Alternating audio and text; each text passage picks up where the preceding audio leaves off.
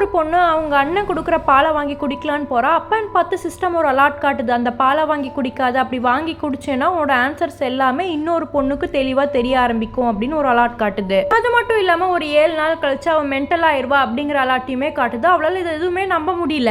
அதே செகண்ட் அப்படியே அவளுக்கு பிடிச்ச ஒரு பையன், அவளோட க்ரஷ்னே சொல்லலாம், அவன் வந்து ஒரு பிரேஸ்லெட்டை கொடுக்குறான். அப்பவும் அந்த சிஸ்டம் அலாட் காட்டுது, அந்த பிரேஸ்லெட்டில் வாங்கி போட்டுக்காது, அப்படி வாங்கி போட்டுக்கிட்டேன்னா அதே பொண்ணுக்கு இவ வாங்குற மார்க்ஸை விட 20% அதிகமான மார்க்கும் கிடைக்கும் அப்படிங்கிற மாதிரி சிஸ்டம் காட்டுது. அது மட்டும் இல்லாமல் அந்த பொண்ணு டாப் யூனிவர்சிட்டிக்கு போயிடுவா, இவ மென்டல் ஹாஸ்பிட்டல் போயிடுவா அப்படிங்கிற மாதிரி அந்த சிஸ்டம் சொல்ல இவளால் எதுவுமே ஃபர்ஸ்ட் நம்ப முடியல. ஆனால் இவ அது எதுவுமே கண்டுக்காம அதை வாங்கிடுறா. இவனுங்க ஏன் அப்படி பண்ணுவாங்கன்னா, இவங்க 2 பேருமே ஆனா அப்படிங்கிற பொண்ணு மேலே காதல் வயப்பட்டிருப்பாங்க. அதனால இவளோட ஸ்கோர் எல்லாமே அவளுக்கு கிடைக்கணும் அப்படிங்கிற மாதிரி பிளான் பண்ணுவாங்க.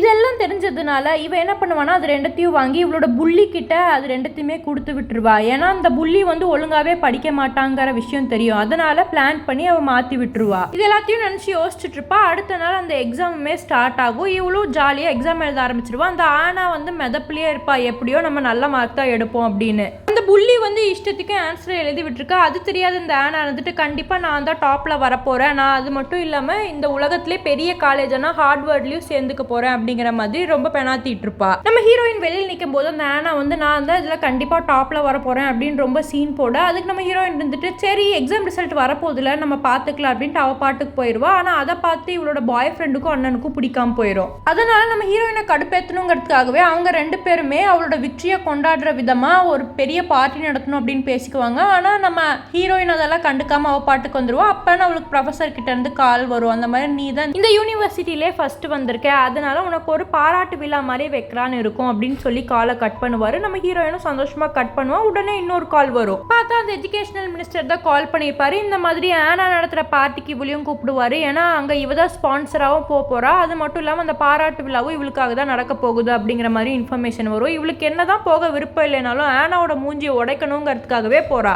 இப்போ பார்ட்டியுமே நடக்குது. அந்த ஹோஸ்ட் இருந்துட்டு இவங்க தான் ஸ்பான்சர் அப்படின்னு ஒருத்தவங்களை இன்ட்ரடியூஸ் பண்றாங்க. யாரான்னு பார்த்தா நம்ம ஹீரோயின் தான் நடந்து வரா. அவளை பார்த்தவொடனே எல்லாம் ஷாக் ஆயிடுறாங்க. நீ எதுக்கு இங்கே வந்த அப்படின்னு சொல்லி அந்த ஆனாவும் பயங்கரமா சண்டை போட நம்ம எஜுகேஷனல் மினிஸ்டரும் கரெக்டாக அந்த இடத்துக்கு வந்துடுறாங்க. உடனே இந்த ஆனா போய் இங்கே பாருங்க, இவளை திட்டி அனுப்புங்க, எனக்கு தானே பார்ட்டி வைக்கிறீங்க, எதுக்கு இவ வந்து ஆடிக்கிட்டு இருக்கா அப்படின்னு பயங்கரமாக அவளை பிடிச்சி திட்ட.